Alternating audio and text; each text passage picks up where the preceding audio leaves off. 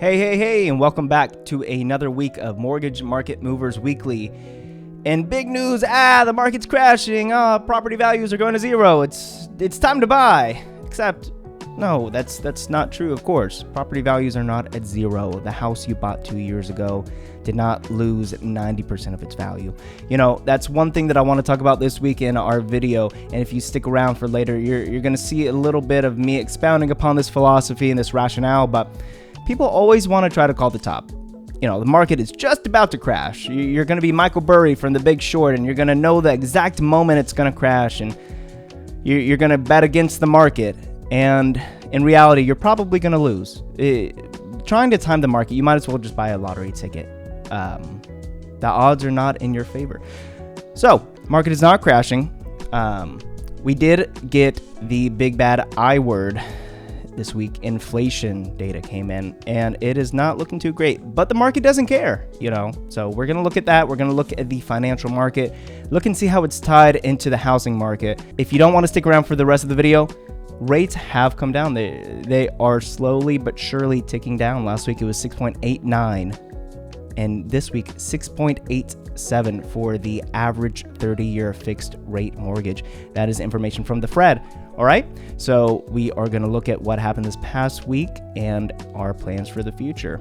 Looking forward, what is the market looking like? All right, so let's get over to the charts. US 10-year yield chart. This is the weekly chart. And for those that have not seen the previous videos and have no clue what the 10-year yield is, it is a very good proxy for mortgage interest rates, and we aren't going to dive too deep into what the 10-year yield actually is. Just know that when we're looking at the 10-year yield, this is typically what mortgage interest rates, the 30-year fixed rate, is based on. And when the yield is climbing, we can expect rates to follow suit. When it is falling, we can expect the 30-year average mortgage rate to fall as well. There's an inverse relationship between the bond market, which we can use the TLT as a good proxy for, and the 10-year yield. That makes sense because the yield is what incentivizes investors to purchase bonds. So we can see when there are spikes, the 10-year yield drops, and when the bond market is falling, the 10-year yield rises. We are at 4.476 for the yield as of last week, which was the week of February 10th. This is for today, Monday, February 17th, this upcoming week. Now, like I said in the intro video, rates have been coming down slowly but surely. Since January 6th of 2025, we can see that on a weekly time frame, there is a downtrend in the 10-year yield.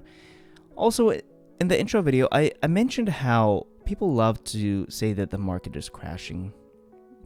They always want to call the top. Of course, you know, it would be a fantastic opportunity to buy should the market crash and you were smart enough to call the top and the bottom. However, that's just so incredibly unrealistic. I think that you would have to have a crystal ball, right? Let's go consult the tarot cards to let us know when the market's crashing. It's silly to think that you're going to be able to do that. Let's go back to when rates were very, very low back in 2020. The week of March 9th, 2020, the 10-year yield got down to 0.394. Who was able to call the bottom? Who was able to say, okay, this is the absolute best time to get a mortgage because the rates are so incredibly low, they won't go any lower? And who was out here shouting from the rooftops in 2018, okay, the 10-year yield is at 3.246, it's about to crash. I know for a fact it's going to crash. I think that you would find very, very few, if any, people that called both of those, properly and timed that well. So, you hear people all the time, the market's crashing. You hear all these YouTube guys, oh, the market's crashing, get ready for it. Well, if you call that every single year, you will definitely be right one of the years, maybe 2 of the years, right? You're just Chicken Little at that point. You're the boy who cried wolf. And let's pay attention to the data. Let's see what's actually going on, rather than consult the stars to tell us when the market is crashing and when it's about to rise again. All right, so that is the 10-year yield. Sorry for the rant, but I think it is important to recognize that you will more than likely, this is probabilistic terms, you will more than likely not be able to call the top nor the bottom. The odds are so incredibly stacked against you. I would say, just go buy lottery tickets at that point.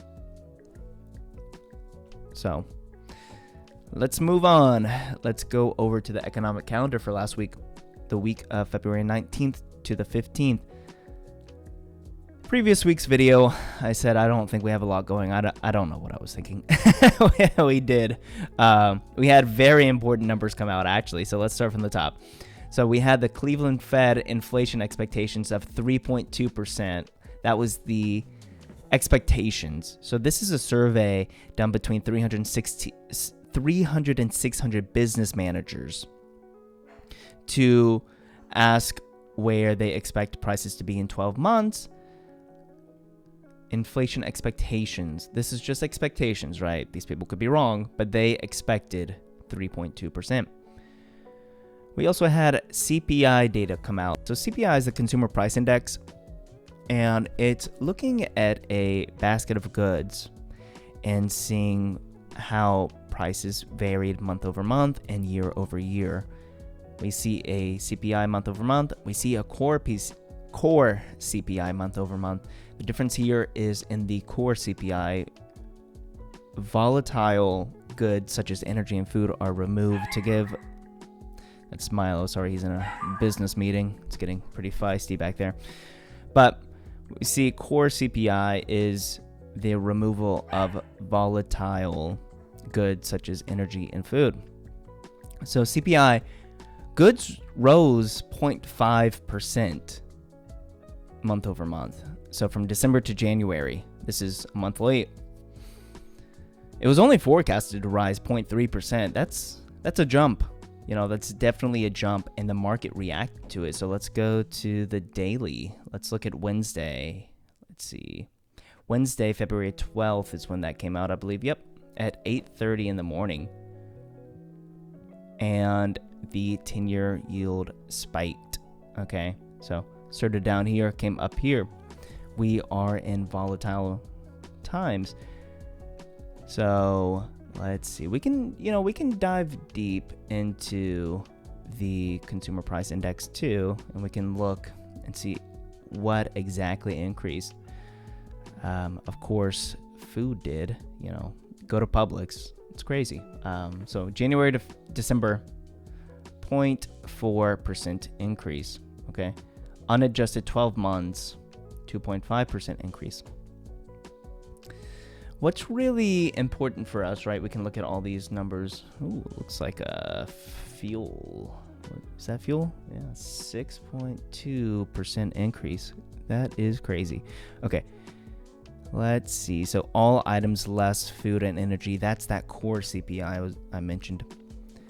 So let's look at shelter. That is what's important to us. 0.4%. And I believe if we scroll down, let's keep scrolling. Shelter index increased 4.4% over the last year. The smallest 12-month increase since January 2022. That's good, right? So shelter is actually decreasing. Now, shelter is taking into consideration rent, and I believe it's also taking into consideration homeowners equivalent rent. So if, let's see, I think it says that, the owner's equivalent rent. So if you were a homeowner and you went to go rent your own property on the market, what would that price increase? What would that price be? And that rose by 0.3%, as did the index for rent. Okay, so 0.3% index for rent. But like I said, when we dive into the details, the shelter index increased, the smallest 12-month increase. So, that's good news. That's good news. Of course, rent is expensive. Of course, it's going up. But I think what that suggests is that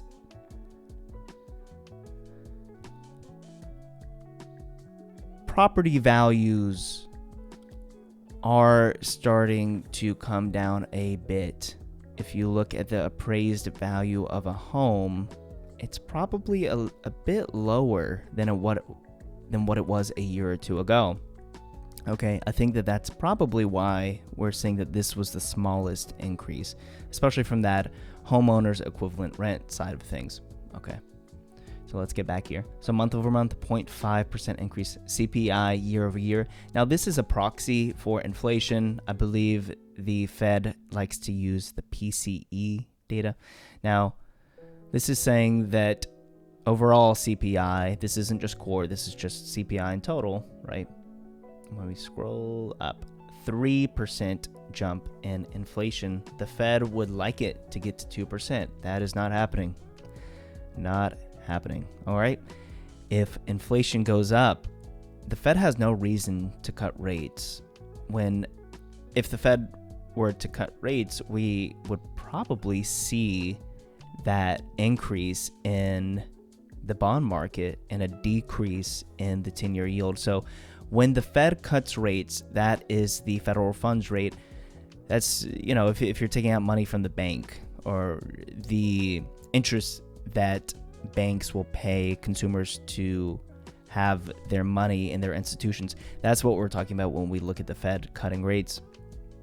And so it impacts the mortgage rate just indirectly. And there's just not good reason, Powell testified. It's a semi-annual thing where Jerome Powell, the chairperson for the Fed, had to testify in front of Senate, I believe. I could be wrong about that. But anyway, you could watch that. I think you could probably go back and find that. And he did that Tuesday at 10 a.m. There's just not a reason to cut rates right now. He said that they're going to hold rates because unemployment isn't crazy. If we go down, let's look at the unemployment claims. 213,000. It was forecast to be 217,000, and previously it was 220,000. So unemployment claims are coming down. Inflation is going up. There's no reason for the Fed to cut rates. Okay. Let me see. Yep. I thought that there was another employment-based measure here, but that's not here. We can look at the unemployment rate here in a second. But yeah, so really no reason to cut rates right now. When we look at retail sales, right, month over month in the core retail sales, which I believe core just removes automobiles. Let's see. Automobile sales, yep, they tend to be volatile and distort the underlying trend. So when you look at the core retail sales versus retail sales, you're going to see a removal of automobiles in retail sales. And of course, retail sales are how are consumer spending habits right now? Are people going out and spending a ton of money? Do they think that they have the money to spend? No, they don't. It's down 0.9% for all retail sales. When you remove automobiles from that, it's down 0.4%. Look at the forecast. It was forecasted to go up by 0.3%, but it dropped by 0.4%. And previously, it was up 0.7%. That's month over month. So that would be for January. Okay. People are not going out and spending as much. Okay. What does that tell you about the economy? Maybe people are afraid of inflation. And the numbers back that up. Let's just look at the CPI. Of course, inflation is up. All right. So the market is weird right now. And it's important to pay attention to the financial market because it impacts the 10-year yield, of course.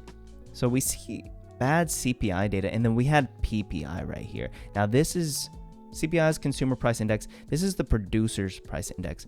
So this is what producers charge for goods and services. Okay. So let's see. Yep. Leading indicator for consumer inflation. When producers charge more for goods and services, the higher costs are passed on to consumers. That's how that works, right? Gotta make your money. When things get expensive, you pass it on to the consumer. They probably will pay. Not always. Look at these retail sales. Won't always, but they don't. The producers don't want to see their margins go down. They want to see their profits go up. So profits go down, right? Sorry about that. So PPI, it is up.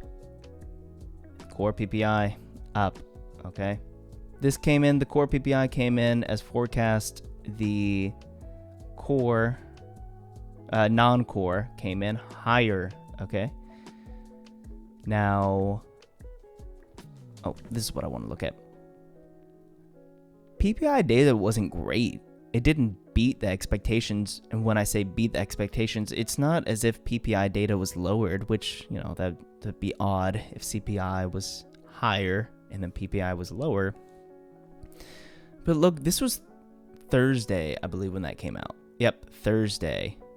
The market, it did well, Let's look at,